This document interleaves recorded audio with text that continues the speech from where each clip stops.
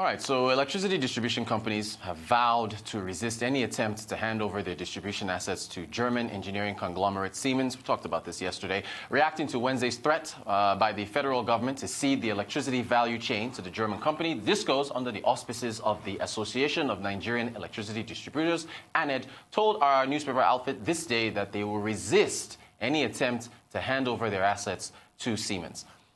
Joining me from our Abuja studio to discuss this is engineer Beks Dagogo Jack, the former chairman, Presidential Task Force on Power. Good morning, sir. Welcome, welcome. So going off the news from yesterday, was the federal government bluffing, or can they realistically kick out the 11 discos out of the power sector and hand transmission and distribution to German company Siemens? What do you think? I think we need to appreciate that there has been, for some time, there has been a clarion call to intervene, to take action at the distribution level and correct and contain the market distortions that have been taking place there in order to protect the market from collapse. So to that extent, I'm totally in agreement with the fact that we have a situation at the disco level that needs to be attended to. Having said this, I believe that due process is what is required. We need to go about it the right way. The process for containing the distortions at the disco level needs to be one that is properly articulated and properly derived through engagement with the critical stakeholders.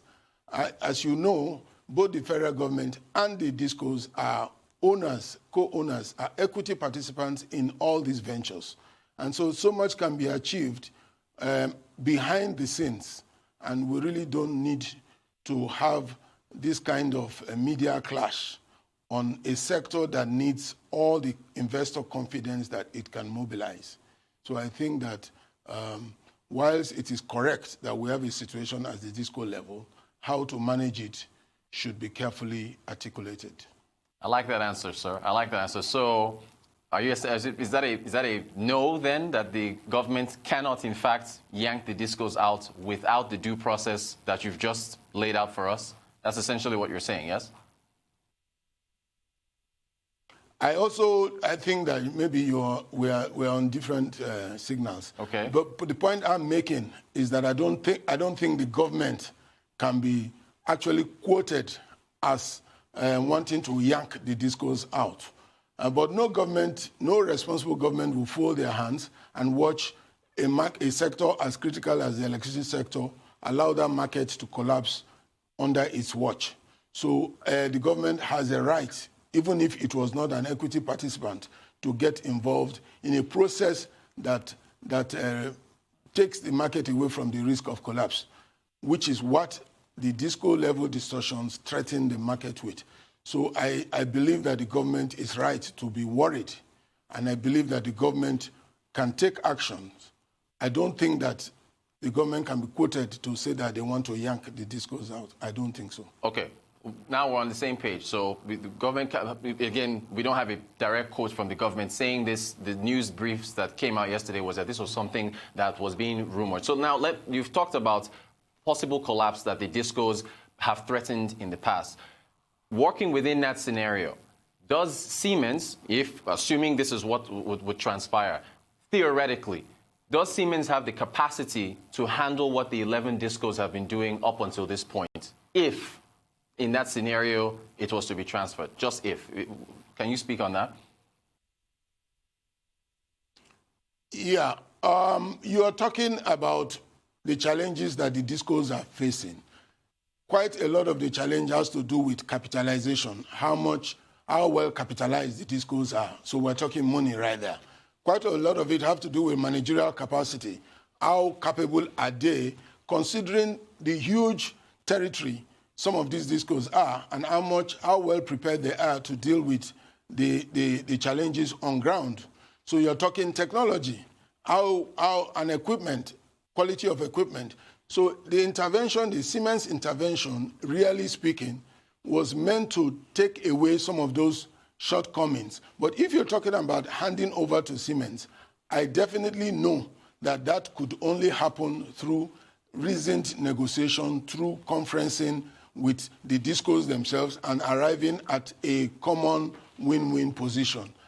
That's why I keep saying I do not think that government says they want to yank people out, the discos out. Fantastic. Thank you for that. Okay, so let me take you now to a deal that did happen, that between President Buhari and Chancellor Merkel of Germany. Last year when this was announced, the 25,000 megawatt electrification deal that we signed with Siemens to be delivered in stages and be concluded in 2025. Do you have faith that that can actually come to pass and actually happen? I like the principles behind it. I think that it was the kind of decision a president makes when there is an emergency. He thinks outside the box. He comes and creates a possibility for resolving the crisis. We have to go on that journey and measure the merit of that journey step by step. We can't jump into any kind of conclusions. If you ask me, is Siemens capable of injecting the kind of intervention that can bring the discos back to a certain level of reliability in terms of equipment? I would say emphatically yes. But if I haven't seen the project documents, the transaction details, it could be too theoretical and hypothetical to begin to fashion out how it will move from the point of signing to the point of delivering the targets that are enshrined in it. Okay. Thank you for that. Okay, so now I want to take you to the grid. Approximately 40% of Nigerians are connected to the national grid.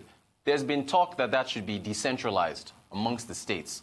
Not sure what Siemens is how Siemens would approach that, but where do you stand on that with respect to the grid structure as it is right now? Do you think it should be decentralized, or do you, because there's been talk that there is too much load or too much capacity for it to handle, or what do you think? I don't think so. I also don't think maybe the situation you are trying to put across is being properly put across to me, but conventionally, you have a national grid everywhere.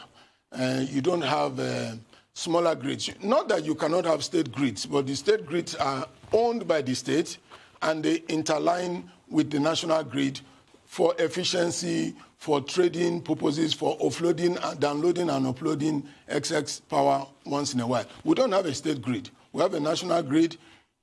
It is not carrying anywhere near 20% of what a national grid should carry. So for anybody to say that it is overwhelmed now, I really doubt it. It is not being fully deployed as it should be. So there is no issue of talking about, unbundling it. I really don't see any sense. But within the current TCN, which is the Transmission Company of Nigeria, we have the independent system operator embedded there who shouldn't be there.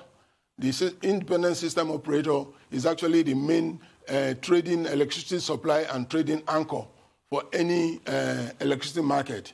And you cannot embed it within the corridors of an operator and have any kind of limitation on how it performs its duty. So if you're talking about reform, that's one of the elements which you're looking at, but not unbundling a national grid as tiny as it is today into state grids or something like that. It doesn't make sense. All right. Thank you. Thank you for your input there.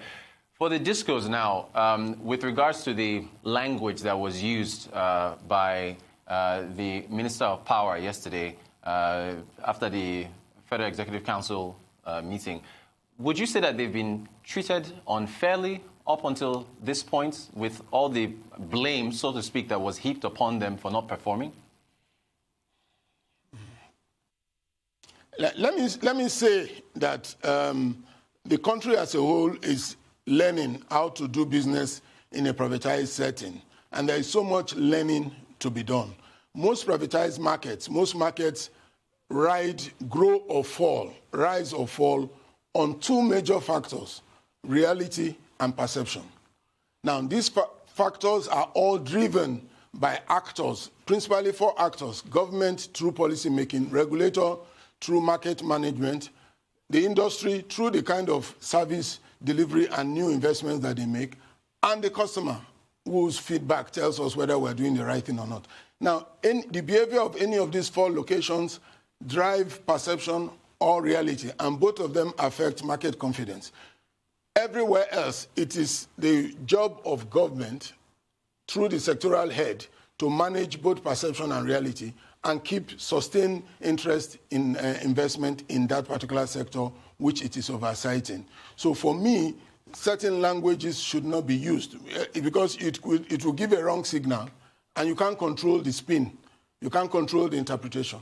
So it should be more measured when you say things that give an impression you are threatening a major player in the value chain. You don't want to do that, especially when you have off-camera, behind-the-scene access to deal with such things. All right, Engineer Dagogo Jack, we really wish we had more time. We've got about a minute left. I want to allow you to please express yourself as to how we can solve. I had so many more questions, but maybe we'll have you back on the show. How do we solve the power problem, if you can summarize it possibly in about 60 seconds? If you want to, please let us know. I make it simple. First, we hold honest conferences, so all participants are involved to express themselves fully. You don't try to know it all and design a pill for everybody to swallow. You don't want to do that. Secondly, we must be reform-oriented. There are certain elements in our system that have not been reformed. I alluded to one of them, the independent system operator. I think also the regulator needs to be reformed. It's the law establishing the regulator gives it power to make the market and regulate the market. Making the market is such a big responsibility that if I was to do something about it, I'll ask another agency to make the market. Let the regulator regulate the market. I will roll out a national metering agenda so that if everybody is metered, estimated billing runs out of our system, there is more accountability for energy. I will insist that states partner with government to deliver renewables for state use so that we take a lot of pressure off the national grid. These are just my ideas, but I go back to where I started. People should sit together, talk honestly, brutally, and come up with a solution. Thank you, sir. Thank you, sir. Engineer Dagogo Jack, former chairman of the Presidential Task Force on Power. Thank you so much for your insight, sir.